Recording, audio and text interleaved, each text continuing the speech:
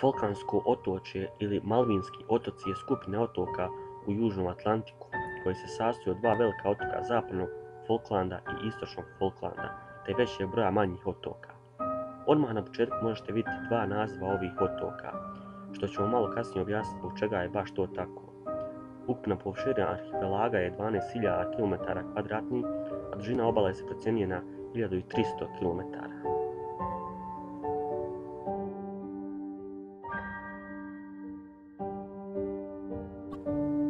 Dva glavna otoka s obje strane Falklandskog kanala formiraju većinu zemljišta.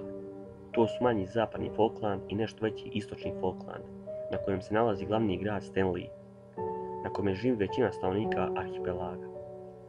Na svim otocima arhipelaga živi 3140 stanovnika.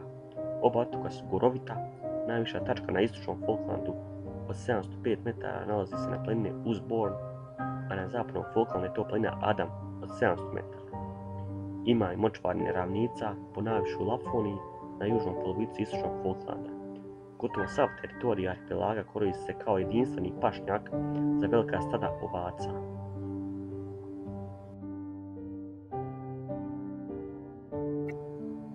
Po geološkoj strukturi Falklandi pripadaju Patagoniji, regiji koja se prostire na prostoru južne Argentine i Čilea. Falklandski otoci imaju neobičnu floru i faunu. Najpoznatija autohtona životinjska vrsta na arhipelagu su Magellanovi pingvini, koji imaju brojne kolonije po obalama arhipelaga.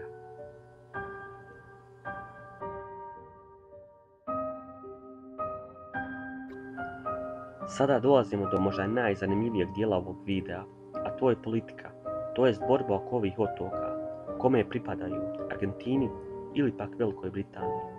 Može se slobodno reći da je slična situacija bila i u prvoj epizodi ovog serijala kada je bilo riječ o borbi među Španije i isto tako Velike Britanije oko Gibraltara, što vam preporučujem da pogledate. Ako pogledamo kartu gdje se nalazi ovi otoci, definitivno bi većina rekla da pripadaju Argentini, međutim to u stvarnosti nije tako.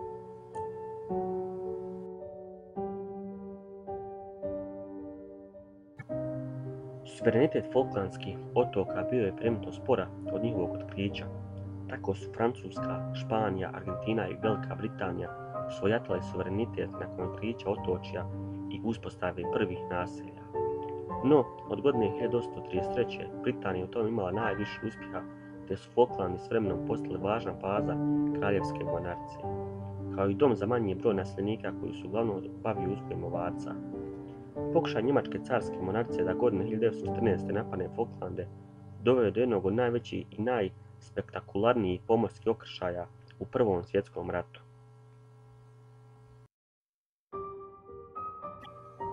Nakon Drugog svjetskog rata, dekolonizacije, nestanka Britanskog carstva i slabljenja britanske vojne moći, Argentina je ubrzala napore za preuzimanje suvereniteta nad otočjem za koga je korist izraz Islas Malvinas.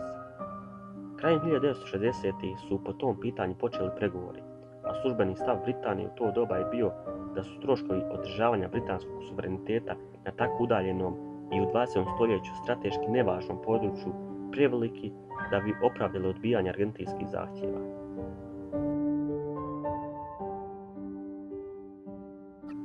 No, ostvarivanje tog plana je početkom 80. godina 20. stoljeća išlo presporo za argentinsku vojnu huntu, pa su argentinske snage pripremale napad na ove otoke. Argentinska vojska je izvršila invaziju na Falklandske otoke 2. aprila 1982. godine. Garnizon kraljevskih mornarica brzo je savladan, a vojska je zauzela i nekoliko ostalih britanskih prekomorskih teritorija u Južnom Atlantiku. U 2 mjeseca borbi koje su slijedile nakon odgovora britanske vojske, ubijeno je 255 britanskih vojnika i gotovo 650 pripadnika argentinskih oružanih snaga i 3 civila na Falklandu, prije nego što su argentinske snage priznale poraz.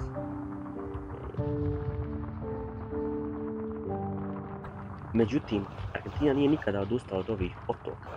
Zbog toga je došlo do održavanja referenduma 2013. godine. Referendumsko pitanje glasilo: da li želite da Falklandski otoci zadrže svoj trenutni status kao prekomorska teritorija Ujedinjenog kraljevstva?